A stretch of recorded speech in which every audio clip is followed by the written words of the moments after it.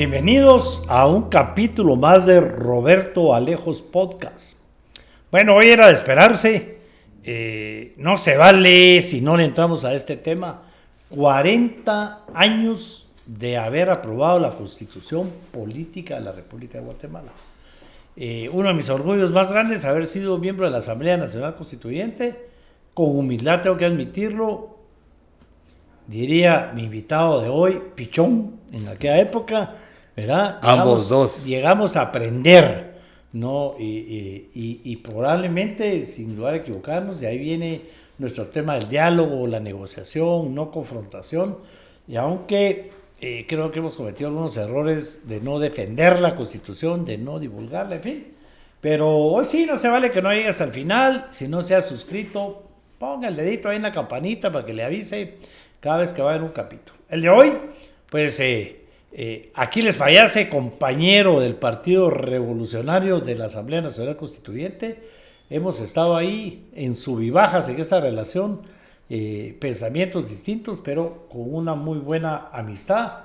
Ahora Aquiles es el director del Instituto de Estudios Constitucionales de Caminemos. Ya nos va a contar un poquito cuál es la idea. Pero hoy estamos aquí para decirles, miren, tenemos una Constitución, ¿verdad? A mí me preocupan temas como hace 40 años, Aquiles, el 63% de la población no había nacido, ¿verdad? Y nosotros les estamos exigiendo que conozcan la Constitución, mucho menos que sepan cómo se hizo, de dónde viene. Aquiles Fayase es ingeniero civil, así llegó a la Constituyente ya como ingeniero civil. Ahí fue donde tomó la idea de tengo que ser abogado. Entonces también es abogado y notario, licenciado en Ciencias Jurídicas y Sociales, abogado y notario. Y después como que se le volvió un vicio estudiar, entonces tiene varias maestrías y doctorados. Bueno, la gente dice doctor Fayase, pero no es médico. Cabal, veterinario. Y ahora actualmente pues es un colega, analista y asesor político, más analista invitado por todas partes. Gracias, Aquiles. Está Roberto. Cafecito. Está bueno el café. Buenas tardes a todos. Interesante la historia. Yo divido nuestra historia, y le digo nuestra porque como vos lo mencionaste al principio, hemos caminado vidas paralelas durante demasiado tiempo. Y hay dos etapas. La etapa de antes de la Constituyente y la etapa después de la Constituyente. Y sobre eso es lo que deberíamos, digamos, mencionás que el 63% de la población no había nacido. Eso quiere decir que para ellos los términos como dictaduras militares, los términos como apertura política, son desconocidos.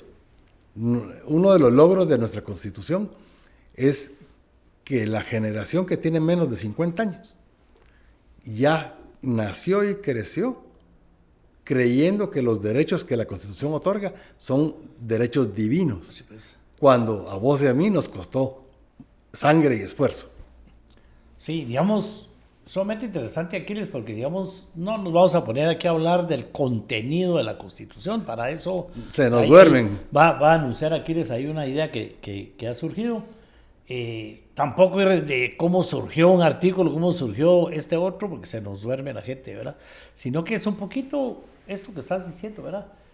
La gente menor de 50 años, de 50 años, que tenían 10 cuando se hizo la Constitución, no sabe lo que es conflicto armado interno, ¿verdad? No sabe ese tema. Mucho menos que Guatemala, ni los riesgos personales que conlleva. Claro. ¿Y qué significaba eso? Porque eran familias divididas, de todo. La gente no te dejaban salir a la calle, no porque los mareros que iban a matar o a secuestrar. Eso no es nada con lo que era porque el ejército te iba a llevar. Claro, ¿verdad? Sí. Digamos, un detallito así, salpicando de anécdotas. Vos hiciste servicio militar. Y traté, ¿verdad? Y voy a decir hasta el nombre, el coronel Sobalbar era el jefe de reservas militares. Nos citaron ahí en el Campo Marte y después nos devolvieron porque muy caqueros. Bueno, pues sí. La gente de menos de 50 años no adquirió conciencia que en nuestra época era obligatorio el servicio militar. Ajá. Y además existía lo que se llamaban los bailes de lazo. Cuando el ejército llegaba con un lazo de una punta y de una punta del otro y lo barrían todo el salón de baile, las mujeres para atrás y los hombres para este lado. Sí. Al ejército se los llevaban. Eso era conocido como el cupo. Cabal. Porque al comisionado militar, que tampoco sabe qué es un comisionado militar, era un civil que trabajaba, colaboraba para el ejército, todo lo llamaban comisionado militar. Con esa credencial tenía derecho a andar armado, no como ahora después de la Constitución, que ya existe la ley de armas y municiones y todo, y le ponían un cupo. Usted tiene que traer 20 patojos, ¿verdad? Todos los años. ¿Ah? Todos los claro, años. Una vez al año, para que vengan a prestar su servicio militar obligatorio, que era de 2 años, sí. ¿Verdad? De 2 años. Ahí empezamos las diferencias. Ese servicio militar obligatorio, ninguno que tiene menos de 50 años tuvo ni siquiera que preocuparse por irse a inscribir al cuartel. Sí, ¿verdad? Nuestra cédula de vecindad, porque eso teníamos, ¿verdad? Así es. Allá era en Matamoros, iba uno a hacer cola para inscribirte, era exacto. Uno miembro de las reservas militares. Exactamente. ¿verdad? Los que entonces, no habíamos hecho... Hablando de las conquistas y las libertades de la Constitución, ahí está una libertad absoluta para los que tienen 18 a 25 años, que no tienen por qué preocuparse del servicio militar. Ahora existe el servicio cívico-militar optativo. Ajá. Pero no tiene nada que ver. Sí, pues son las reservas militares, puro plan fin de semana, el que quiera y pueda. Se va, se inscribe y recibe su entrenamiento. Así es. Pero antes obligado, subidos a un camión, ¿verdad? Te subieron a un camión, a mí me subieron 2 veces. Y ahí origina algunos de los conflictos que hoy en día están en tribunales por supuesto secuestro por parte del ejército y desapariciones forzadas. El origen de todo ese conflicto, de los resarcimientos y toda esa batalla legal contra los militares retirados, se origina exactamente ahí, en el servicio militar obligatorio. Que es diferente a las patrullas de autodefensa civil, que también quedaron prohibidas en la Constitución. Sí, esa es otra historia. Las patrullas de autodefensa civil lo que generan es el famoso artículo de la libre locomoción, que la gente ha entendido que el libre locomoción es que pueden pasar en el carro. Ajá. Y no.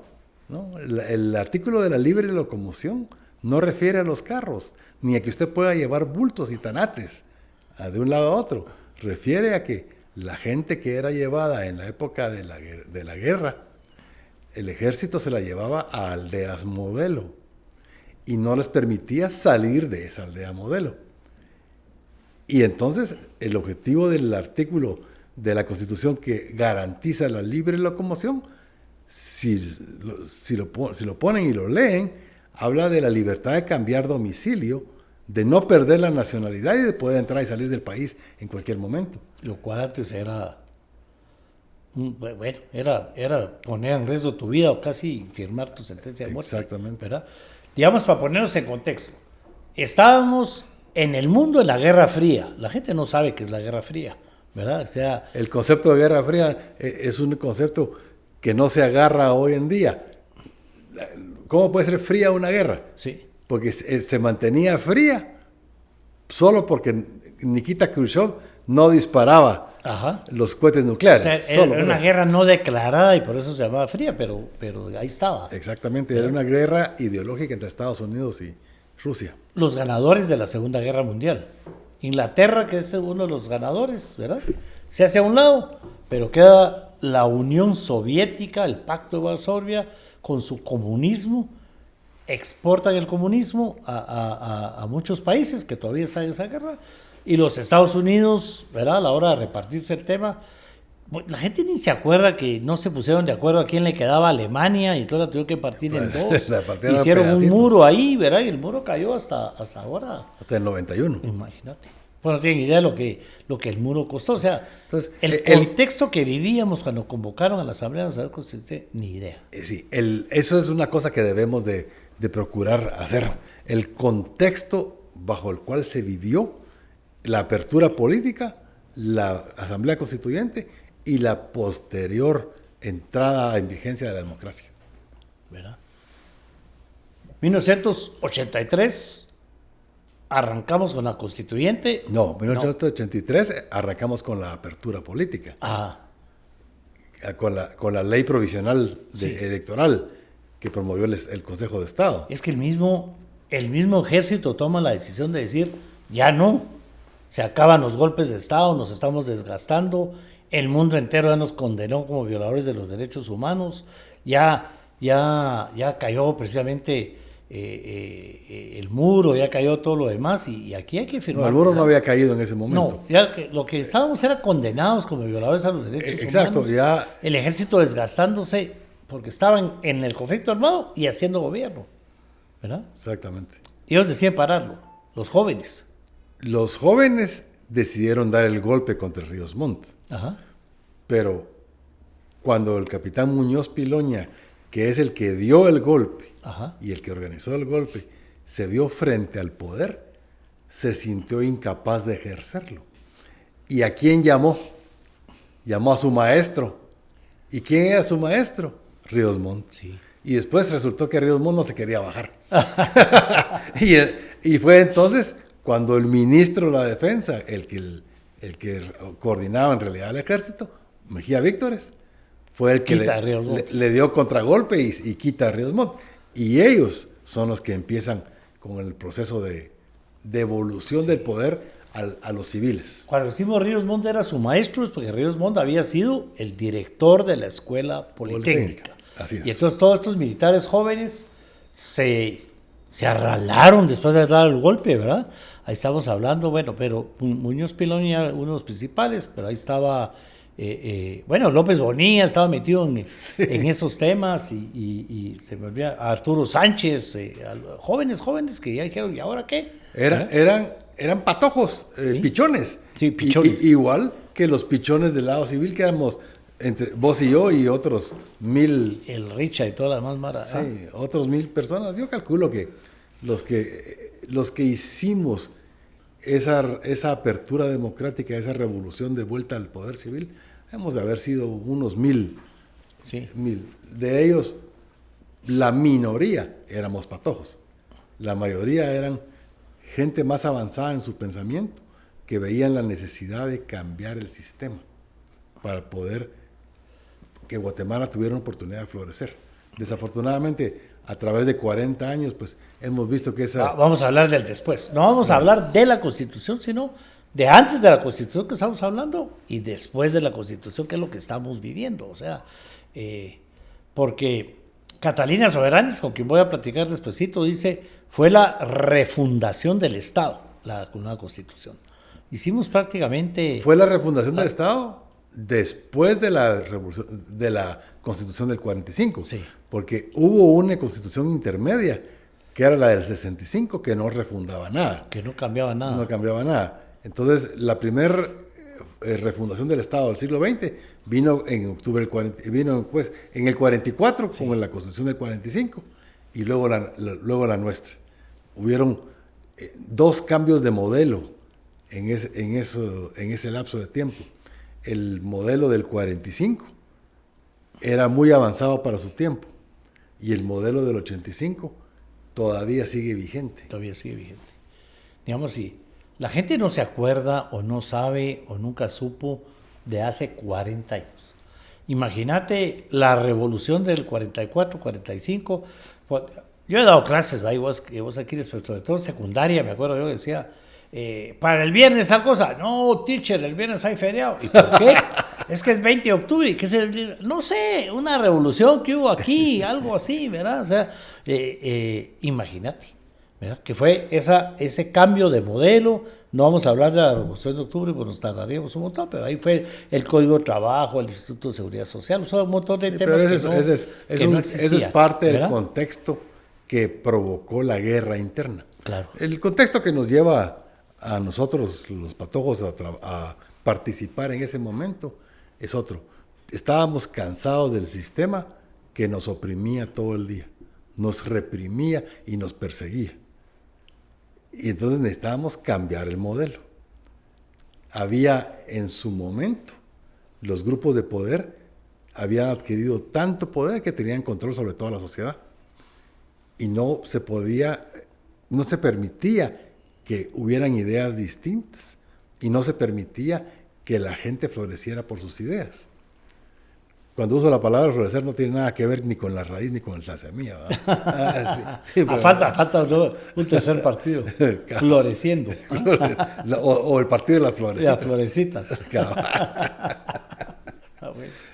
Entonces, el contexto, cómo nos llevó en la vida a encontrarnos vos y yo, por ejemplo. Claro. Porque digamos, aunque vos te ves más viejito que yo, la gente debe saber que sos 5 años menor que yo. Sí. El secreto Aquiles, el Botox. No. ¿La qué Botox? El Botox Nulox. El Botox Nulox. El deporte, sí. Dice Aquiles, ahí ha estado a punto de morir escalando, buceando, de todo. Muy bien. Ahí vamos. ¿Sí? Seguimos todavía. Sí, así vi. Vi ese video ahí flotando en el mar. No, flotando en el mar, no. Volando en el mar. Volando ahí, con ese. Sí. Bueno, entonces mira, entonces la pregunta es, bueno, vos tenías 20 años cuando empezaste a lidiar con este tema, porque fue unos años antes de que llegaras a ser diputado. Sí. Yo tenía 25. ¿Okay? Entre 20 y 25 años hay una gran diferencia de pensamiento. ¿Qué pensabas vos a los 20 años? ¿Y qué pensaba yo a los 25? ¿Te das cuenta? Éramos dos mentes distintas completamente hace 45 años. Pero sin embargo coincidimos en el mismo objetivo. ¿Cómo llegamos a él? Esa es la pregunta que tenemos que hacerle a quien nos escucha. ¿Cómo unos viejos de 60 años pueden tener objetivos en común con gente de 30 años? Claro. Con esa gran diferencia de edad. Tenemos que ver cómo se hace una vida con ideales y con objetivos comunes. Y eso es lo que nos está fallando. Ahora, si ves vos los grupos que se forman de descalificación, son un grupo de viejos, un grupo de patojos, un grupo de mujeres y un grupo de bohemios o gays, pero no tienen contacto entre sí. Entonces no hay cómo llegar a acuerdos. Vos que sos... Sí, pues cada quien por su lado. Cada quien por su lado. Entonces, cada quien por su lado en la crítica. Si los grupos no hablan entre jóvenes y viejos, entre hombres y mujeres, o entre gays y straights, no hablan, ¿cómo llegamos a acuerdos? Sí. Vos das cursos de negociación, y ¿qué es lo primero que tenés que tenés que tener? Es la voluntad de hablar. El diálogo, el tema número 1 en los cursos. Dimos un curso, otra vez vamos a dar las gracias aquí, como Roberto Alejos Podcast, hicimos un sorteo entre los seguidores para que se ganara un curso de negociación. Estuvo muy alegre, más de 40 personas. Y el perdedor fue el que ganó. Bueno, un conflicto armado que era terrible, aquí es algo que jamás tenemos que volver a vivir, ¿verdad? Era una guerra interna, aunque a muchos no les gusta que le digamos guerra, pero eso era una confrontación ideológica mundial que nos afectó a nosotros, ¿verdad? Aquí en el tema. Durante ese proceso, los militares al frente, ¿verdad? De los partidos políticos, incluyendo el nuestro, llegan al poder con algunos intentos. El nuestro era el Partido Revolucionario, que estaba en el gobierno. Estuvo. Con el general Lucas. Sí. Aliado a un socialista que era Villagrán Kramer, ¿verdad? Que era el vicepresidente. Pero Villagrán Kramer, ya electo vicepresidente, dice, no se puede en este contexto gobernar. Y renuncia. ¿Verdad? Renuncia y se va. Y deja a los diputados del PR y a los alcaldes que él había metido bien fregados. Pero te das cuenta, ese conflicto que en aquel entonces era ideológico y se solucionaba con balas, fue sustituido por el mismo conflicto ideológico, y en lugar de coroneles ahora tenemos abogados. Sí. Y en lugar de balas tenemos la articulitis. Todos a través de la ley, todos interpretan un pedacito del artículo 10 a favor de ellos o en contra de ellos. Entonces, lo que no ha cambiado es la polarización. Tenemos una sociedad totalmente polarizada, donde parece que no aprendieron las lecciones del pasado. La polarización solo lleva eventualmente a un cataclismo, y de ese cataclismo no sabemos qué va a salir. Yo no sé si me he explicado bien en el tema de Anestil Gotas, un producto que es fácil de encontrar en las farmacias. Anastil Gotas detiene el dolor de muelas, el dolor de oídos, dos de los dolores más grandes, más fuertes, a pesar de la sencillez que pareciera que son. Esto es para detenerlo definitivamente o mientras logramos ir al médico si la cosa es grave. Anastil Gotas, fácil de encontrar en sus farmacias. Bueno, las personas que nos siguen en estos programas me gritan en la calle, para hacer el amor con tranquilidad y responsabilidad, ¿verdad, Lick?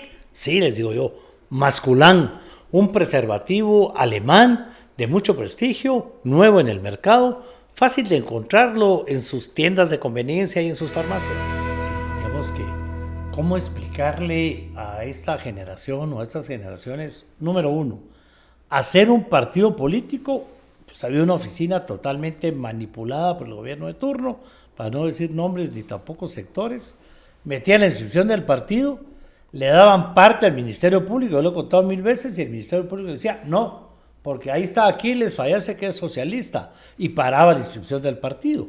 Ese es un cambio que no valoran. Tenemos que entrar por un paso antes de lo que estás diciendo. Sí. La significancia de un partido político. Hoy en día un partido político no vale un centavo, no vale un pedazo de pastel, un pedazo de nada. ¿Por qué? Porque se convirtieron en fichas personales.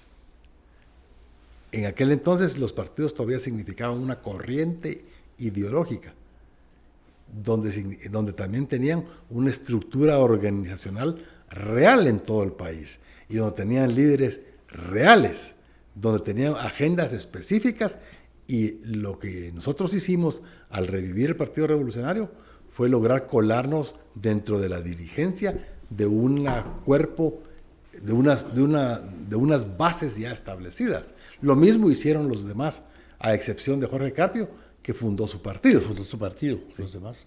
Todos, digamos, aquí yo me acuerdo, los militares, la primera decisión era disolver los partidos, ¿verdad? Cuando se les explica cuántos años tenían los partidos, la ideología que tenían, lo que representaban, la lucha que se había vivido, por qué habían parado aliados a los gobiernos dirigidos por militares, ahí es cuando se toma la decisión de, bueno, ¿verdad?, que continúen, porque no podemos perder esos partidos de más de 30 años de existir, con ideología, con bases, con estructura. En cambio ahora, ¿verdad?, se cancelan partidos así porque sí. Sí. Porque, ¿qué es lo que significa? Una franquicia con un cheque abajo, pues no significa nada. ¿Cómo puedes tener en Guatemala el día de hoy 40 partidos políticos? Aquí estoy platicando de ese con Roberto Ardón. Sí, yo vi la entrevista. Director ejecutivo de CACIL por casi los 40 años de la Constitución. Con Roberto, ¿verdad?, nos graduamos de abogados juntos. Ah, mira, pues. Estudiábamos juntos. Mira. Y de nuevo regreso. Cuando yo entré a la Universidad Landívar a estudiar Derecho, tenía 30 años. Roberto tenía 18. Ah, sí, pues. Teníamos una diferencia de 12 años de edad. Y al día de hoy, seguimos siendo amigos. Sí. Sí, aquí también platicamos de eso, porque Roberto en la Landívar era del grupo distinto al que era yo en la Landívar, ¿verdad? Que era de Alianza Estudiantil, Roberto estaba en Yure, que era... Bueno, fíjate que, por ejemplo, en el tema de la Landívar y de la Facultad de Derecho, yo nunca me metí en política. No, pues, no te interesaba. Porque, no, sí me interesaba, pero no consideré leal que entonces el viejo de 30 años compitiera con patojos de 18. Constituyente, además, con experiencia política, que había reorganizado un partido político. O sea, llevabas muchas horas de vuelo comparada con esto. Los catedráticos, cuando entraban al salón y me miraban, ¿y vos qué haces aquí? Vos sos hacedor de leyes, no estudiante de leyes. No estudiante de leyes, sí, claro. Pues te mencionaba Roberto Ron por lo que acabas de decir. Un tema que no había pasado por mi mente y le ofrecía a Roberto que ahora iba a pasar. Él dice que deberíamos de cambiar ese tema de que los partidos políticos, si no alcanzan un porcentaje de la votación o no colocan un diputado, desaparezcan. ¿Por qué? Porque esos que hicieron el partido y fracasaron, se van a hacer otro, porque no cuesta nada hacer un partido de la manera en que se hace hoy. Y al estarlo desapareciendo, cuando fracasa, ya creamos la costumbre que es fácil hacer un partido, se compran las firmas, se le paga a la gente para que vaya a firmar. Bueno, tiene sus consecuencias, si no preguntarle a Semilla. Claro, lo que estamos reviviendo ahora, y por eso son partidos de mentiras, ¿verdad? Sí, claro, porque digamos que Semilla bien pudo pedirle a sus bases, lleguen mañana muchachos, nos vamos a desafiliar de Semilla y afíliense a este nuevo, Sí. no tener por qué llevar. Bueno, gente. pero eso es un tema de hoy. No ese es el tema. No es nada. El tema es, mira, pues, el contexto que vivíamos entre el golpe de Estado del 82 y agosto del 84, que vos y yo fuimos electos diputados constituyentes, ese contexto creo que es lo primordial que debemos de ponernos como meta personal, transmitirle a las juventudes. Porque ese contexto de cero libertades, de persecución, de un deseo de cambio, no existe hoy. Hoy hay tantos derechos que no se valoran. Cuando estamos ahorita aquí hablando, pero ¿qué pasa si se va la luz? Viene un caos. Ajá. Bueno, esa luz son tus derechos. ¿Qué pasa si de repente se apaga la luz? Los derechos de nosotros se quedan en oscuras. ¿Y quién es el que va a aprovechar esa falta de luz en lo que son tus derechos? Pues la gente que abusa, digamos literalmente, en nocturnidad y en desventaja. Digamos, en la Constitución, regresando a ese tema, no pueden haber allanamientos después de las 6 de la tarde. La gente me dice, ¿Por qué? Se escapan, hombre, ¿por qué dejaron eso de la Constitución? ¿Por qué? Fue que se dejó, ¿verdad? Bueno, yo voy a contarlo de las dos formas. ¿Sí? Por anécdota personal. Porque se metieron a la casa de mi papá a las 2 de la mañana. Una vez. Ajá. Y luego los abusos que se oían, que sucedían durante la noche Pues. cuando se metían a hacer cateos. Entonces, es probable que a través del tiempo haya que reformar eso. Sin embargo, el tema es cómo protegemos que un cateo sea legítimo, que sea legal, que sea ordenado y que siga el procedimiento. Y que no se aprovechen de la nocturnidad. Hay una película vieja ahí, argentina, La Noche de los Lápices, se llama. Así es. Donde el ejército argentino en una noche secuestra a todos los menores de edad que supuestamente estaban en el movimiento revolucionario. Era una etapa muy parecida, aunque diga que no Así la es. Argentina a la nuestra, ¿verdad? Toda Latinoamérica vivió una etapa buena. Entonces, hablando del tema del contexto previo a la constituyente. Bueno, logramos inscribir un partido. Una pregunta recurrente que me hacen a mí jóvenes es ¿cómo pudieron armar un partido sin pisto? Claro. Y no me creen. ¿Entendés? Se ha putrificado a tal nivel la mente que ahora solo con pisto se puede armar. Y digamos, en el caso nuestro del Partido Revolucionario, los viejos dirigentes del Partido Revolucionario que estaban ahí, ¿verdad? Estamos hablando de la vieja guardia, ¿te acuerdas que así le llamamos? Se quedaron a un ladito, ¿verdad? Porque tenían prohibido, que eso fue algo bueno que hizo el ejército, limpió la mesa. Tenían prohibido ser miembros del comité ejecutivo y ser candidatos a la Asamblea Constituyente. Entonces aparecen figuras como Rafael Arriaga Martínez, hijo de un coronel que habían matado el propio ejército porque quería ser candidato a la presidencia, la figura tuya, y ustedes se encargan de agarrar ese partido y reordenarlo, reestructurarlo, acoplarlo a la situación, pero no se gastaba estos millones que se gastan ahora para hacer un partido. Sí, la historia de cómo reorganizamos el partido, hasta risa da. Ajá. Rafael y yo agarrábamos el pick-up y nos íbamos de aldea en aldea al puesto de salud a ver a la gente en la entrada si les interesaba reafiliarse al partido. Sí. Y así fuimos, un año entero nos fuimos. En pick-up, solitos los dos, sin guardaespaldas, sin pisto, hablando con la gente de una en una. A mí me mandaron a Jutiapa, y en Jutiapa, ahí estaba, voy a mencionar nombres, don Alfonso Polanco, señor ya mayor, que era el secretario general. Don Alfonso, aquí me mandaron, Aquiles y Rafa, que son los que están a cargo del partido ahora. Cabal. ¿Verdad? Porque mire, mi papá tampoco puede ser candidato para ver si revivimos el PR aquí. No, si el PR no se ha muerto, me dijo, hay que reinscribirlo, pero no está muerto. Cabal. Vamos, y entonces era ir de municipio en municipio a buscar al que era el secretario general e inmediatamente te decían que sí, ¿verdad? ¿Dónde firmo? ¿Dónde hacemos? Así mero. Ajá. Entonces, la cuestión era que regresamos a lo que al principio de la plática, eran otros tiempos. Claro. Unos tiempos donde, si vos hablas hoy con patojos, la verdad es que ya tienen muchas mañas, están bastante maleados, tienen otras expectativas. Cuando vos y yo le entramos a esto, éramos pichones inocentes que queríamos un cambio de verdad. Y el tema es cómo lo logramos nosotros y cómo sería de lograrlo el día de hoy. Los patojos creen que fue, pero cuando nos oyen hablar creen que fue fácil, ¿verdad? Y era todo lo contrario, porque la inseguridad que había en esa época del conflicto, te podían meter preso por cualquier pretexto y no necesitaban ni siquiera orden de juez competente porque estábamos en conflicto armado. Eso que estás mencionando da origen, el contexto da origen a otro artículo constitucional. El artículo constitucional de que la confesión solo se vale frente a un juez. Claro. ¿Por qué?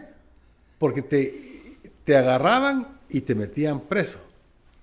Y te cachimbeaban 48 horas. Y vos, con tal de que te dejaran de cachimbear, firmabas cualquier cosa. Y entonces te llevaban con el juez. Te curaban las heridas un par de días y después te llevaban del juez. Y entonces el juez miraba el papel y te miraba. Tengo que condenarlo 5 años. ¿Pero por qué, juez? Si yo no... Mire, usted firmó el papel que dice que es culpable. Sí, pues. Entonces la confesión solo se vale frente al juez. Pero ahora los patojos, o esta generación, para no se trata de pelear con ellos, ven normal que en el momento que te detienen, te tienen que decir por qué te detienen. Exacto. Te tienen que poner inmediatamente a disposición de un juzgado. Son 6 horas. 6 horas. ¿Verdad? 6 horas. Que está ahí en la Constitución. No pueden allanar tu casa si no es en horas hábiles. Tiene que ser con la orden de un juez competente, no como vivíamos en aquel entonces en el conflicto armado. Los toques de queda. No podíamos salir después de... ¿Ah? Bueno, eso lo vivimos en la cuarentena. Eso sí lo puede todo el mundo, puede todo el mundo saber qué es un toque de queda. Pues. Claro, así como Yamatei nos encerró viernes, sábado y domingo, así nos encerraban todos los días a partir de las 8 de la noche, 9. Exactamente. No podías salir de tu casa hasta el día siguiente. Así, ¿verdad? Entonces, hicimos, digamos, ¿qué nos motivó a participar? Ya hablamos del contexto. 2, ¿cómo logramos armar un partido? Ya hablamos del contexto. 3, ¿cómo hicimos la campaña? Dándole la mano a la gente. Claro. Nada de meter millones en propaganda. Lo que hacíamos era, comprábamos de aquellos mimeógrafos. Sí. ¿De verdad? Sí. Y nosotros mismos, raca, imprimiendo volantes. Y cuando íbamos a visitar a los pueblos, los pegábamos con engrudo. ¿Ah? Con engrudo en los postes. Los patojos saben que es el engrudo. ¿Ah? Yo creo que no. Entonces, íbamos, no había mitines. Nos metíamos al mercado, nos metíamos a los lugares de tráfico público a dar la mano. Y así fue como hicimos la campaña. Ajá. Entonces, eso lo hiciste vos en tu departamento. Yo me acuerdo. Lo hicieron todos los candidatos de los departamentos y lo hicimos Rafael y yo a nivel nacional. Ya no tengo propaganda, dije un día, me dijo, aquí les está regalando unas bolsitas plásticas, ¿se acuerdas de eso? Sí, cabrón. Entonces, a traer 1000 bolsitas plásticas o 2000 bolsitas plásticas y a meterles un cartoncito, ¿verdad? La bolsita plástica para poderla poner en el poste o regalársela a la gente para que la clavara en su casa, con mucha mística. Pero bueno, Aquiles, todo ese contexto que la gente no conoce y que lo tenemos que dar a conocer. Llega al día de la elección. Sí. Ajá. El día de la elección, ese es un día que deberíamos de conseguir, eso se lo pongo de reto aquí a nuestro amigo de producción. Hay que conseguir videos de la época del día de la votación, el 1 de agosto de 1984. Cómo fue una fiesta cívica de verdad. La gente, había marimba en los centros de votación, la gente iba contenta, iba la familia entera. Y más del 85% de la población salió a votar. Casi 9 de cada 10 salieron a votar. Casi 9 de cada 10. Ahí no hubo tu voto nulo de ahora. No, bien, podía haber sido sí, yo sé, pero digamos que no pegaba porque había entusiasmo por a un cambio de país, a una reforma de país. Había la necesidad, la gente entendió que el sistema estaba agotado. ¿Cuál es la similitud con el día de hoy? Lo mismo, el sistema está agotado. Muy bien. Entonces hay un desencanto generalizado con la clase política y con el poder. Claro. Entonces, mira, Aquiles, probablemente, y lo vamos a platicar en el Instituto de Historia del Instituto de Caminemos, deberíamos de revivir todos esos hechos históricos del conflicto armado, todo ese tema, toda la historia que hemos vivido como país. Hacemos la Constitución, no vamos a hablar hoy No, de hablemos, su contenido. hablemos del día de la elección y el día siguiente. Ajá. El día de la elección, para las 8 de la noche ya sabíamos todos los resultados. Y eso que no había computadoras, era de a pie la cosa. Y no habían celulares. Tal vez, digamos, poner en contexto a la gente, cuando no habían computadoras y no habían teléfonos celulares, pues que estos vivían en la edad de piedra. Pues sí, con el telégrafo se transmitía. Es que no habían ni teléfonos de casa. Ni teléfonos No, de casa. si los teléfonos de casa hasta el primer gobierno de Vinicio vendieron los primeros, y había que ir a hacer una cola de la mañana, bueno. Costaba 20,000 que se hace una línea. Era telégrafo. Así ¿Qué era telégrafo. Bueno, Me mandas un telegrama vos nomás pero te los a resultados. las 8 de la noche Llegaba el las telegrama. juntas electorales ya tenían resultados. Y ya estaba en el telégrafo y en el Tribunal Supremo Electoral Central, ya sabíamos quiénes habíamos sido electos y quiénes no, quiénes habían ganado y quiénes no. Y al día siguiente, ¿qué pasa? Todos reconocemos la victoria de los otros y nuestros límites. Ese hecho fundamental no se da hoy. Seguimos peleando después de 2 años el fraude. ¿Te das cuenta? No, hombre, el honor es honor a quien honor merece. Si tu adversario te ganó, nada te honra más a vos que admitir esa derrota. Yo soy suficientemente, usando términos que vos conoces allá en Jutiapa, yo soy varón Sí. y reconozco que me ganaste la pelea. Ese honor sucedió al día siguiente. Todos estábamos conformes. No hubo una impugnación. No hubo una. 0. Entonces todos reconocimos que era un sistema electoral limpio y que los votos habían sido puestos de buena fe. Sí. Ese es digamos, el momento del nacimiento de la constituyente. Un acto de buena fe. Y de ahí nació una constituyente limpia. De ese momento. Bueno, luego llegamos, y no sé si vos estabas presente o te acordás, cuando llegamos al Congreso, que tenía 4 años de estar cerrado, Exacto, ajá. a tocar la puerta a ver si alguien nos abría. Los empleados se los habían distribuido, el personal del Sí. Congreso lo habían distribuido en todas las instituciones del Estado. Sí. No había ni guardián en el Congreso. Bueno, entonces, ¿cómo Yo no quería llegar el día 7 a conocer si estaba cerrado. Cabal, estaba cerrado. ¿Te das cuenta? Entonces, así era de la ingenuidad del momento. ¿Cómo luego llegamos al primer día de la Asamblea Nacional Constituyente? A la sesión solemne de toma de posesión. ¿Qué pasó en ese día que es histórico y que tiene que recordarse para siempre? No se logró un acuerdo de presidencia. No, porque el pueblo, por ese conflicto armado, esa confrontación como la que estamos viviendo ahora, ¿verdad? Ideológica, pero aquel entonces real, no armada como la de ahorita, digamos, sino que allá sí era de muertos. Todo el tema, votó dividido en 4. Los partidos tradicionales como el nuestro, voy a redondearlo, 25%, por decirlo así, ¿verdad? Los 2 partidos tradicionales, como la derecha y la izquierda, Sí. la DC y el MLN, y sus satélites, 25% cada uno. Sí. El Partido Nuevo del Centro, 25%. Y los otros 2 partidos tradicionales, sacamos como 12% cada uno. Sí. Un poquito más, 15 el PR y 10 el PNR. Pero, ¿qué es la parte histórica de esto? Que igual que el 14 de enero del año pasado, no hubo acuerdo para quién era el presidente.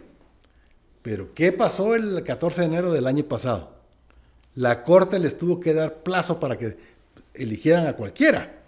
No, nosotros dentro de la sesión solemne, a la hora de estar con nuestras familias ahí en el palco, se llegó al acuerdo de repartir la presidencia rotativa. Y salimos a las 12 del día, todos juramentados, con un acuerdo político que se respetó en toda la constituyente, que es negociación, o sea, apertura al diálogo. Claro. Y en base a eso se construyó esa asombrosa constitución que recibió premios y honores a nivel mundial con haber creado el Procurador de Derechos Humanos, haber fortalecido el Tribunal Supremo Electoral. Imagínate haber creado la Corte Constitucional. Hoy nos arrepentimos de la Corte Constitucional. Digamos que la creamos en ese momento.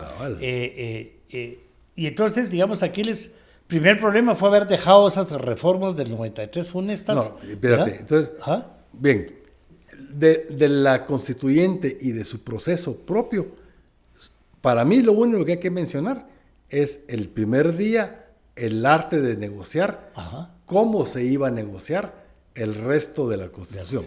¿Okay? Y negociar no quiere decir pistillo por aquí, pistillo por allá, como están acostumbrados hoy en el Congreso. No, eran puntos torales ideológicos en donde nos poníamos de acuerdo. Y de esa Constitución nacen situaciones que hoy se dan por sentado. La independencia financiera de las municipalidades. Eso es lo que generó la descentralización del país. La independencia financiera del deporte. Eso es lo que generó la parte que hay mucho deporte en el país, pero tanta corrupción encima. El Seguro Social y su independencia, la Universidad de San Carlos. Todo eso son logros de la Constitución y de los constituyentes que aprendimos a hablarnos unos con otros. Bueno, cerramos el 14 de enero del 86, año y medio después, y entregamos 3 leyes. La Constitución de la República, la Ley de Amparo y la Ley Electoral de Partidos Políticos. Nos vamos a la casa, en el caso tuyo vos seguiste participando, yo no. Nos vamos a la casa y viene el serranazo. Sí. Pasamos, ojo, aprobamos gobiernos de 5 años sin reelección. En las reformas nos lo bajan a 4. Bueno, hablemos otro día vamos a platicar de eso. Hablemos del proceso. Sí. Pasaron 8 años. Sí. Se elige a Vinicio Cerezo, dura los 5 años. Serrano Elías. Y Serrano Elías se ve acorralado porque se vio enfrente de un sistema nuevo. No el sistema de darle órdenes a los diputados, sino de tener que convencerlos. Y no tuvo la capacidad para hacerlo. Y se encontró con líderes del Congreso, como los hay hoy y como se ha habido siempre, que no lo dejaban pasar. Y él simplemente decidió que mejor les cortaban la cabeza. Entonces, eso desde el punto de vista constitucional, lo que nos afecta a todos es lo que vino después, que son las reformas de la Constitución del año 93. Y entonces, esas reformas del 93 nos roban el espíritu constituyente del 85. Y hacen un montón de reformas tontas, que son los que nos tienen como nos tienen. Como nos tienen, ¿verdad? 8 de cada 10 problemas que tenemos el día de hoy es por las reformas, reformas del 93. Y de ahí saquemos la lección de que así como se cometió esa torpeza de chapucear antojadizamente y con intereses bien claros de los sectores que dominaron el antigolpe, por decirlo de alguna manera, así hemos venido legislando a lo largo de con leyes, con reformas antojadizas, chapuces y temas que nos tienen... La ley electoral y de partidos políticos. Sí. Eso parece un Frankenstein. Sí. A lo que nosotros... Y si vieras el proyecto de ley que está ahí en el Congreso... Terrible. Hasta Frankenstein pide que lo desconecten. Entonces, Aquiles, para ir cerrando, hoy lo queremos hacer cortito. Yo quiero hablar con Catalina un poquito más de qué toca, pero... ¿qué es lo que toca? ¿Cuál es la idea que tenemos y que la vamos a anunciar y que vamos a trabajar duro? Porque, digamos, dar a conocer toda esta parte del contexto, hay que hacerlo como historia para que reconozcan que no nacieron ya con esos derechos, pero cuántas vidas costó y cuántos esfuerzos costó. Vimos la reforma del 93 producto de querer violar la Constitución y después de manipular el Congreso y manipular los temas. Pero ahora tenemos una Constitución, hemos retrocedido y no la hemos podido aplicar y todo eso. Bueno, no hay una ley de aguas. Ajá. La Constitución dejamos hace 40 años la necesidad de tener una ley de aguas. En fin, la conclusión es esta. Ajá. Ahorita que vamos a celebrar los 40 años, el próximo, para que los que nos están escuchando En este instante vamos a estar. sepan, el sábado, 31 de mayo del 2025, cumplimos 40 años de haber promulgado la Constitución. Pero ¿qué celebración está sucediendo al respecto? Ninguna. El Congreso canceló la sesión solemne donde iba a celebrarse los 40 años de la Constitución. Porque hay goteras. O sea, sí, fue. Imagínate que nosotros no hubiéramos hecho una Constitución porque el Congreso, el techo tenía goteras. Sí. ¿Ah? Me caía a mí en el pelo. Ajá. Va, mira pues, para celebrar los 40 años de esta Constitución, sentimos que esa lucha tiene que generar nuevos acuerdos entre la sociedad. Pero ¿cómo generamos nuevos acuerdos si no hay conciencia de que tenemos que hablarnos? Entonces, en la secuencia de los pasos, primero tenemos que abrir las puertas del diálogo. ¿Cómo abrís las puertas del diálogo? Con el conocimiento de causa. ¿Qué quiere decir esto? No puedes entrar a negociar situaciones para el futuro si no conoces de qué se trata. Y en este momento, el 99% de la población no sabe y no conoce su Constitución, ni sabe qué derechos le otorga la Constitución y qué derechos debe exigir.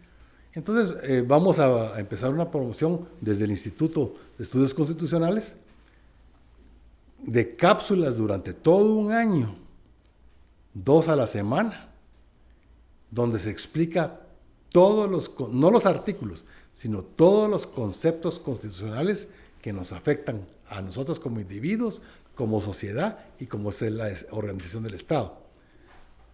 La idea es que para festejar estos 40 años, tengamos un año de celebración con una campaña cívica constitucional de educación. Es ahí donde vamos a intentar que la población retome su admiración por lo que fue esa Constitución. A partir de ese conocimiento, tendremos que después proponer el siguiente proyecto, que es actualizarla. Muy bien. Entonces vamos a estar, es un compromiso, ¿verdad? El que estamos adquiriendo aquí, contar la historia, especialmente el contexto, pero el tema más importante, ¿verdad? Una campaña educativa, una campaña cívica, una campaña de divulgación de la Constitución. Ya el director, aquí les el invitado de hoy, pero amigo ya casi permanente de la casa, ¿verdad? Lo está diciendo, 2 cápsulas a la semana por un año. Queremos trabajar algunos convenios con ministerios y capacitar, ojalá pudiéramos capacitar a los profesores. Fíjate, de educación solo primaria, la diferencia que habría, ajá, si todos los graduados de educación media conocieran su Constitución. Sí. Solo ese hecho cambiaría la sociedad entera. Entonces vamos a estar, además de las 2 cápsulas semanales, el Instituto de Estudios Constitucionales por lo menos una conferencia al mes, ¿verdad? Más los diplomados que hemos estado haciendo que tuvieron mucho éxito, ¿verdad? De 500 que no hay manera que firme no hay todos modo los diplomas. que aquí les firme los diplomas, o sea que por eso no han llegado, pero ahí, ¿verdad? Pero ahí están, ¿verdad? Con algún respaldo, ¿verdad? Y ojalá consigamos fondos para imprimir cualquier cantidad de constituciones de una manera más gráfica, fácil sí, de entender. Una explicativa. ¿Verdad? Cuando le entramos a querer explicar un montón de letritas de abogado, la sí, gente se aburre. Claro, son los derechos, ¿verdad? Porque la campaña al final es, ¿verdad? Defiende, exige tus derechos, conoce tu Constitución. El nombre de la campaña va a ser Exigí tus derechos, conocer tu Constitución. Muy bien. Ahí estamos. Gracias, ¿verdad? Roberto. Aquiles, muchas gracias por venir otra vez a charlar, ¿verdad? Estamos aquí todo, pero la idea es esa y le vamos a dar continuidad. No se vayan aquí, estén pendientes, ¿verdad? Nos seguimos viendo. Gracias. Bueno. Bueno, les habíamos ofrecido segunda parte hoy de los 40 años de la Constitución Política de la República de Guatemala. Veníamos en esta plática con Aquiles, compañero del Partido Revolucionario. Hoy pues estamos aquí con otra gran amiga, maestra, a quien admiramos muchísimo, muchísimo, y yo estoy seguro que quienes están aquí prendidos del podcast, porque no se vale que se desprendan, ¿verdad? La admiran tanto como la admiro yo, ¿verdad? Catalina Soberanis Reyes, ¿sí? ¿Verdad? Así es. Muchas cosas que hablar de Katy, ¿verdad? Pero, pues diputada de la Asamblea Nacional Constituyente, ahí tuvimos el honor de conocernos y desde entonces la vida nos sigue juntando en mil batallas, en grandes alegrías, porque no nos estamos quejando, la pasamos bien, Así es. nos apasiona el tema. Pero Katy, pues además de ser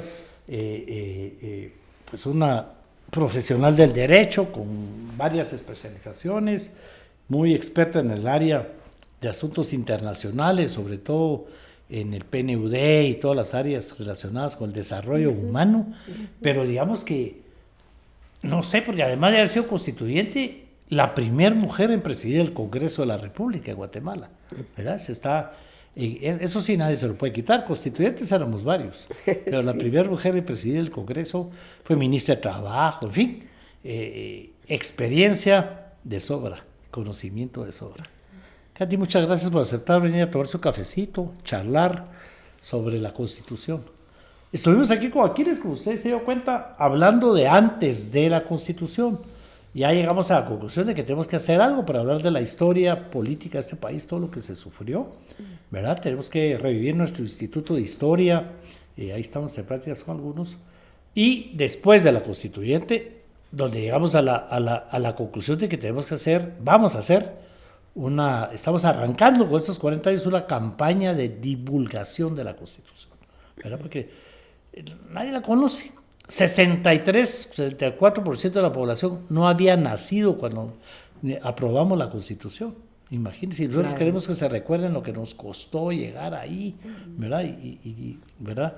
Ya todos los derechos que están en la Constitución creen que ya nacieron con ellos, pero gracias a mucho sufrimiento y a mucha historia, ¿verdad? Claro. Katy, gracias por estar aquí.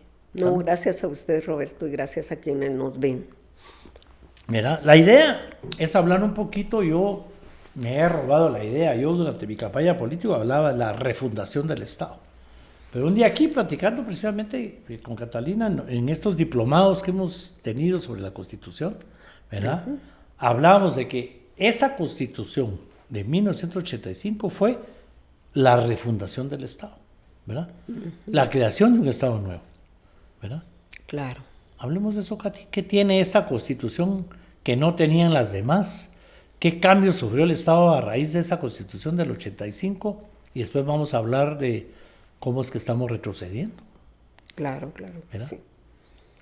Pues bueno, de nuevo muchísimas gracias, Roberto, por invitarme y a quienes nos observan. Pues yo quisiera plantear precisamente que cuando hablamos de refundación es porque desde sus raíces mismas el texto constitucional fue un texto completamente nuevo.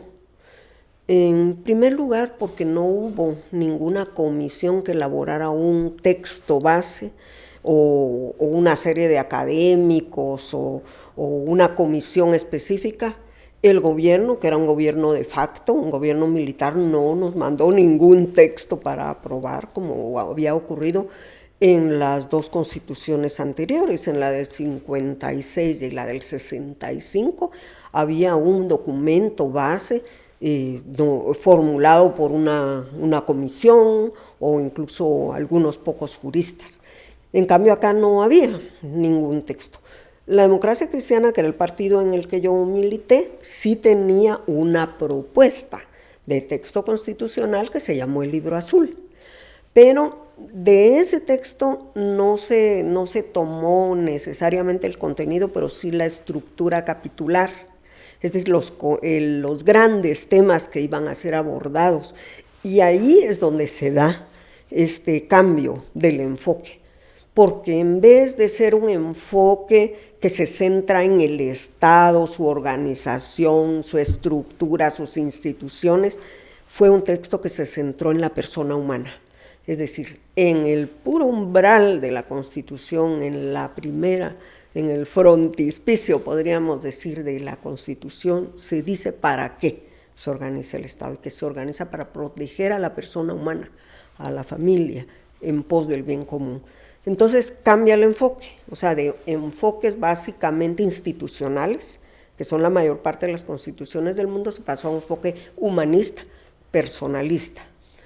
Luego está la forma de organizar los contenidos, que empieza cabalmente por la persona humana, la familia, sus derechos fundamentales, los derechos humanos fundamentales, y luego pasa a la estructura del Estado, en donde también hubo muchas innovaciones, porque a la clásica división de los 3 poderes del Estado existente desde la época de Montesquieu, legislativo, ejecutivo y judicial, se agregaron 3 nuevos órganos de control, que eran la Corte de Constitucionalidad, el Tribunal Supremo Electoral y la institución del Procurador de los Derechos Humanos, de manera que hay una innovación también en la estructura del Estado.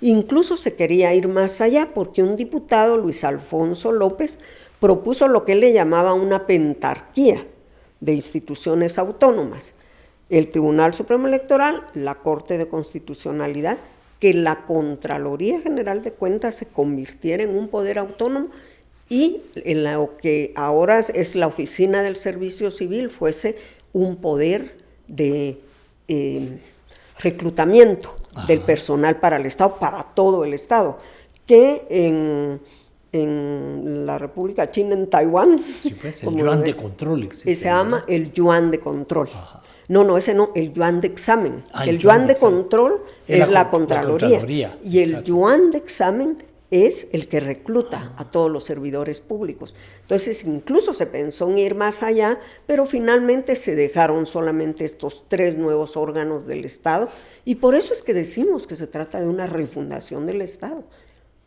Sí, totalmente. Mire que yo de eso de Luis Alfonso López, no, con todo el cariño que le tuve a don Luis Alfonso y a toda la familia, ahí vivió mi papá en su casa en Quesalteán en una época. Sí. No me acordaba de eso, soy sincero. Él fue Pero el mire que propuso eso. Qué brillante aquella constituyente, de verdad, con una visión futurista.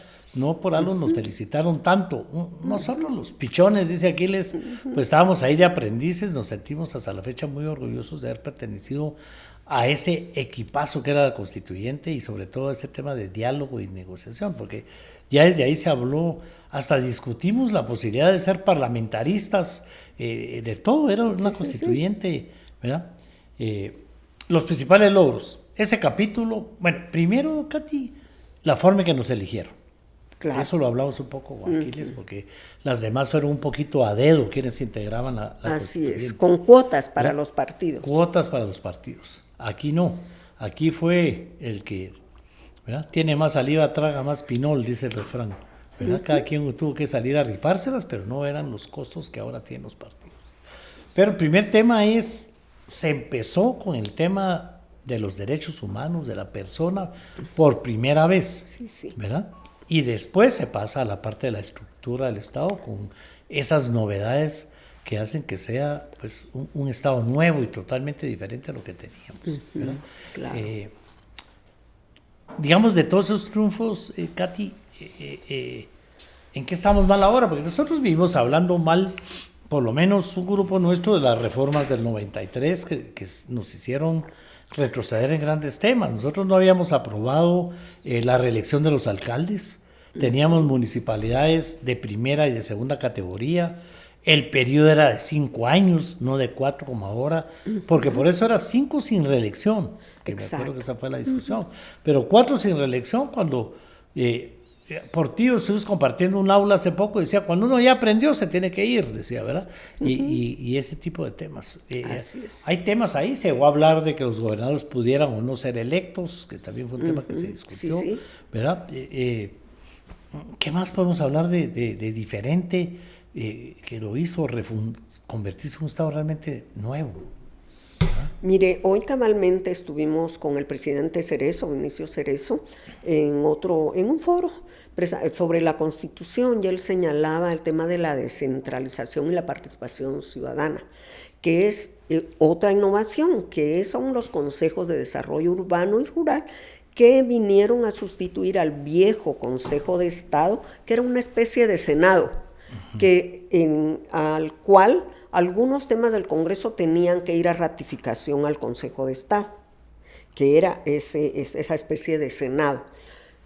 En la nueva Constitución se consideró si se mantenía ese Consejo de Estado, pero precisamente se consideró un resabio, digamos, de un sistema aristocrático u oligárquico, y que por lo tanto, más bien, el sistema, digamos, un sistema de consulta y participación permanente con representación de sectores sociales deberían ser los consejos de desarrollo urbano y rural.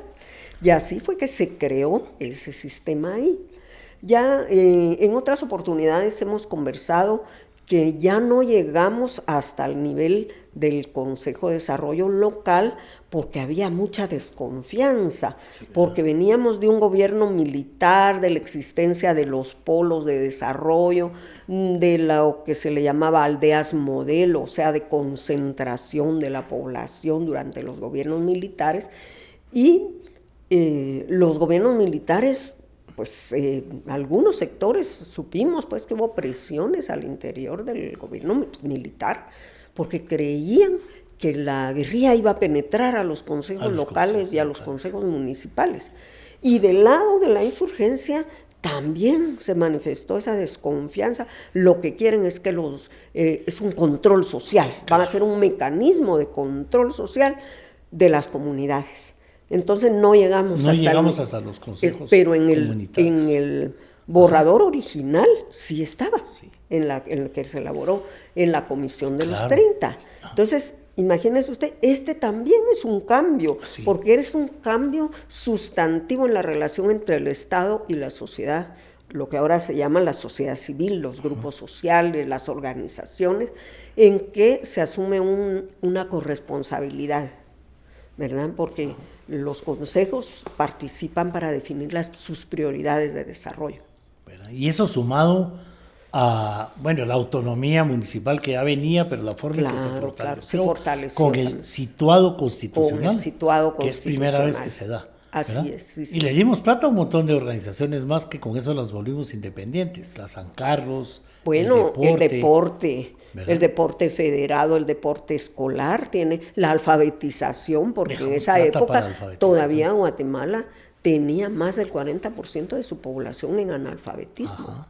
Sí, dejamos un artículo ahí transitorio para lo que después fue CONALFA, para terminar con la alfabetización, un presupuesto. Sí. Entonces la San Carlos, el deporte en todas sus expresiones, federado, olímpico, escolar, ¿verdad? Todo hasta la Escuela de Agricultura, reconociéndonos nosotros como un país agrícola que tenemos que sembrar nuestra propia comida. Distribuimos ahí la plata al organismo judicial, al propio Procurador de Derechos Humanos dentro del presupuesto del Congreso, claro. para evitar la manipulación del Estado de turno. Exactamente, ¿verdad? Esa fue la idea. Y por supuesto ese tema, ¿verdad? La participación ciudadana, que antes era un pecado mortal, literalmente mortal, ¿verdad, Katy? Claro. Yo la he contado un montón de veces la historia. Nosotros en el Partido Revolucionario, muy aliados a José Angelí, que era el alcalde, aunque realmente era intendente nombrado por el gobierno militar de la ciudad capital, en aquel entonces, ¿verdad? Ya la Municipalidad de Guatemala de José Angelí, heredero de los conocimientos y planes de gobierno de Manuel Colón Argueta, ¿verdad? Había organizado una colonia para que clasificaran su basura. Y ahí mismo en la colonia estaba el centro de reciclaje, ¿verdad? Ahí está todavía la estructura, ¿verdad? Entonces la colonia se organizó, aprendieron a clasificar la basura y empezó a funcionar el centro de reciclaje. Fue traumante para mí, porque a los pocos días de que la encargada de asuntos ambientales de la municipalidad nos fue a enseñar eso, a los constituyentes bancada por bancada, la asesinaron. Sí, recuerdo. Porque el tema era no dejar que se organizara la población.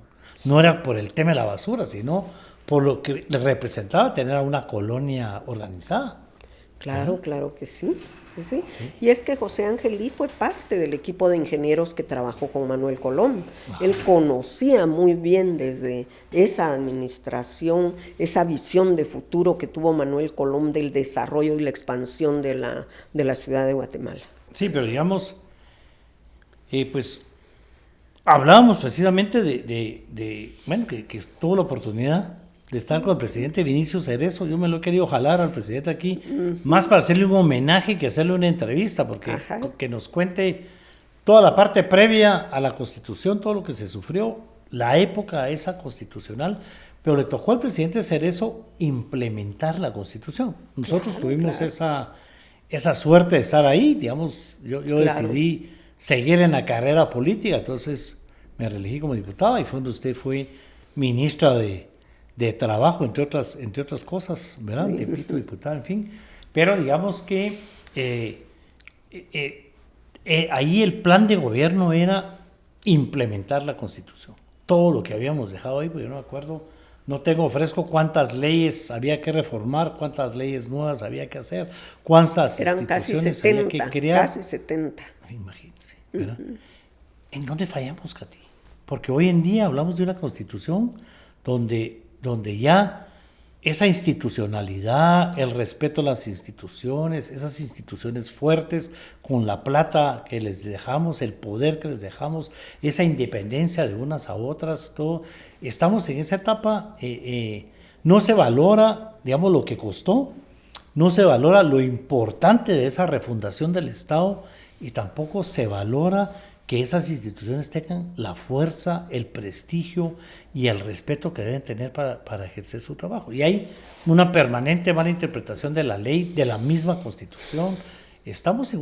A 40 años estamos en una crisis que para algunos dicen hay que reformar la Constitución y ponerla al día.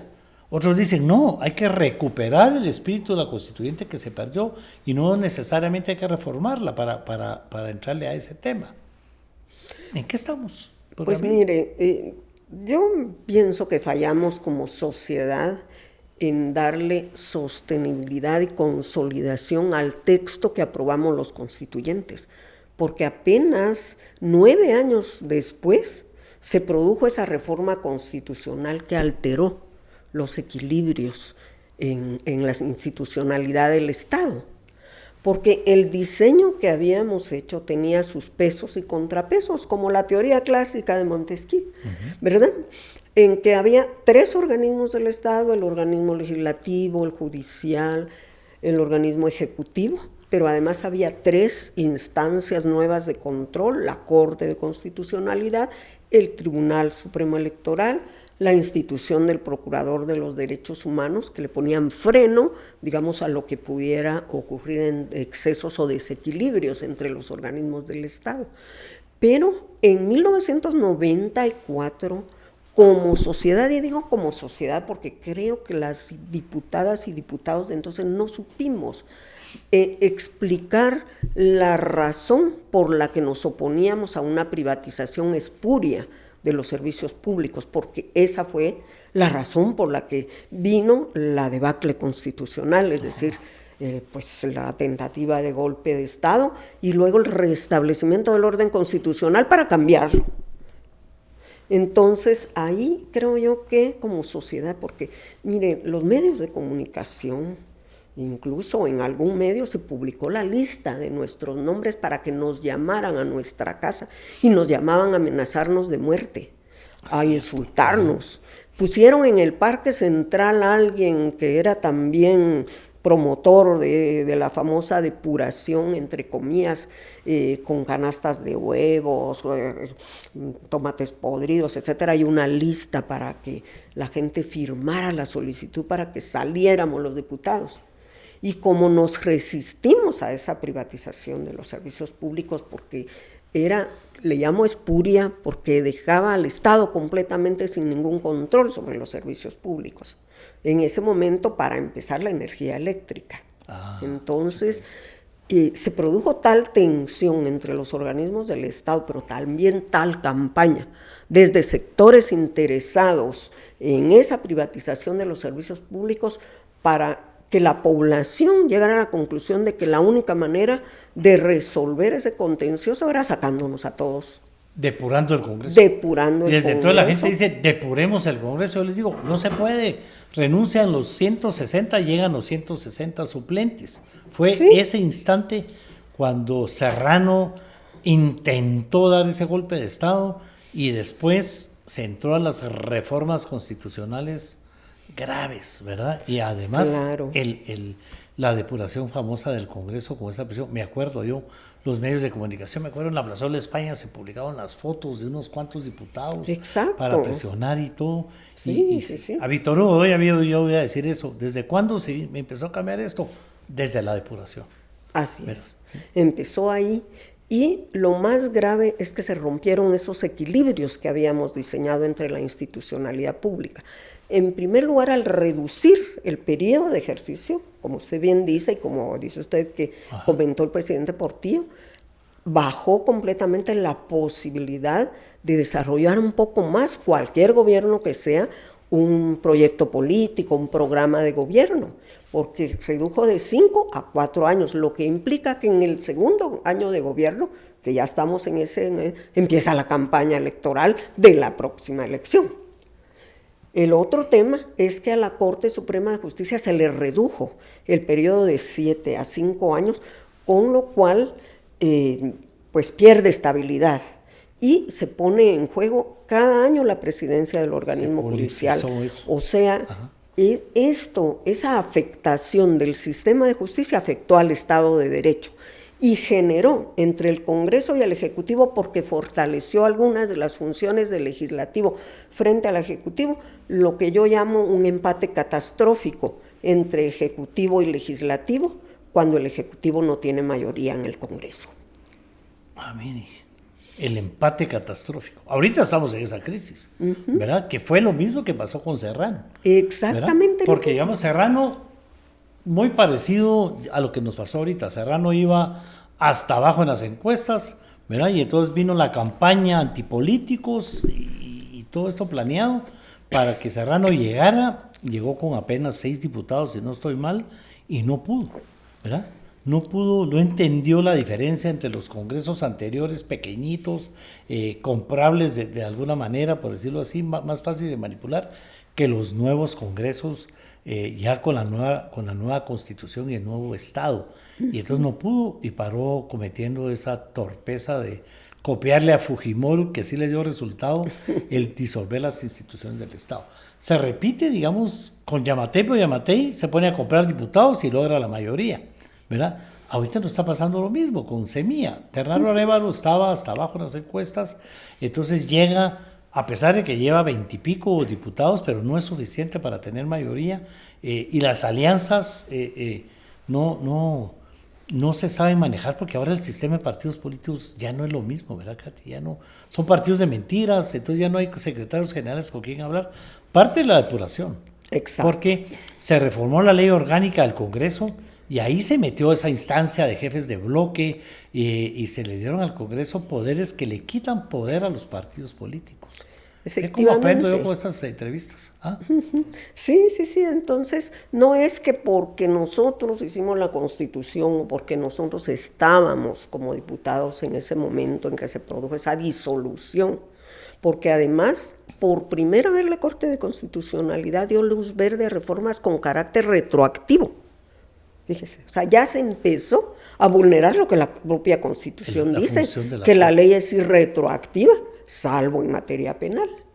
Y la propia Constitución se convirtió en retroactiva cuando hizo esas reformas que cambiaban el texto constitucional y le daban vigencia hacia el periodo que estaba en ejercicio. Mire, pues, no le digo que cada una de estas entrevistas yo aprendo y aprendo, ¿verdad? Porque sí, yo no le había dado ese enfoque. ¿Qué hacemos? ¿Cuál es el consejo para cerrar esta pequeña conmemoración de los 40 años de la Constitución? ¿Qué consejo le damos a este 63% que no había nacido cuando aprobamos la Constitución? Mire, precisamente de esta reunión que le he comentado, que hace poco ocurrió, respecto a la Constitución, en la que el presidente Cerezo pues, fue el ponente principal, surgieron por lo menos varias ideas. La primera idea es que hay que construir ciudadanía, y particularmente en la generación joven, precisamente por lo que usted dice, como ya se reciben, digamos, los derechos y las libertades como algo dado, entonces no se trata, digamos, de que pues románticamente, digamos, no, a ustedes no les costó y que miren, tienen que valorar nuestro sacrificio, nuestro aporte. No, se trata más bien de que sobre esa base, sobre la base de los derechos y libertades que ya tiene la nueva generación, piensen ir más allá, en ir más allá del ejercicio formal de esos derechos y pasar a una nueva etapa en que no sea un derecho pues formal, sino que sea un derecho vivo, en el sentido que verdaderamente recuperemos la solidaridad humana, de que nos pese, nos duela el grado tan enorme de malnutrición que hay en el país, que nos duela los índices de pobreza y de desarrollo humano que tiene este país con estos enormes recursos naturales, con esta posición privilegiada geográficamente, y que además, pues mire, tiene 40 años la Constitución, y es la primera que tiene vigencia desde 1944, que dura tanto tiempo.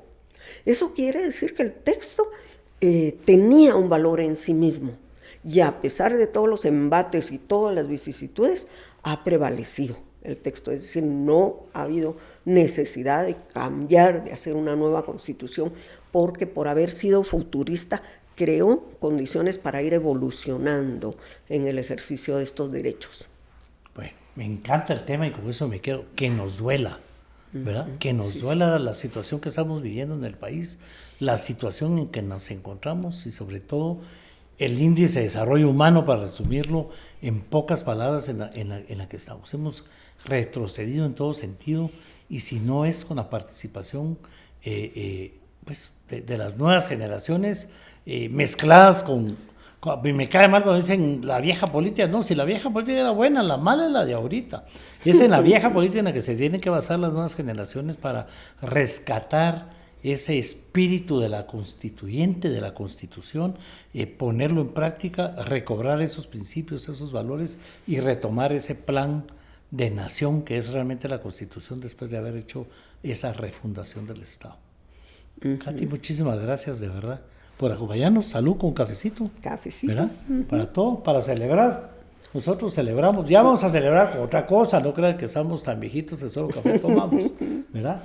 ¿Verdad? Muchísimas gracias, gracias de veras por venir a compartir eso. Nos vamos a estar viendo durante mucho tiempo en la campaña, en los diplomados, no podemos dejar que esos 40 años sean por gusto, ¿verdad? Claro que sí. Pues bien. Salud por eso y salud por ustedes, amigas, amigos. Muy bien, gracias a ustedes, ya saben. No se vale que esto no lo repliquen, no lo compartan. Esto es didáctico y lo hacemos de todo corazón, ¿verdad? Yo creo que esta vez no ofendimos a nadie, pero siempre la invitación, si usted se sintió ofendido, una tacita de café todo lo arregla. Así arreglábamos antes los políticos, no con demandas, amparos y recursos en los tribunales. Entre políticos nos arreglábamos, entre ciudadanos nos arreglábamos, y eso es lo que se llama participación ciudadana. No acudir a los órganos que están para administrar justicia, no para resolver los problemas de los políticos. Ahora la Corte le da amparos a los políticos, la Corte es para defender a la ciudadanía, ¿verdad? Y no esta Corte, estamos hablando de se perdió, ya vimos desde cuándo, desde esa depuración. Muchas gracias, nos vemos hasta el próximo capítulo.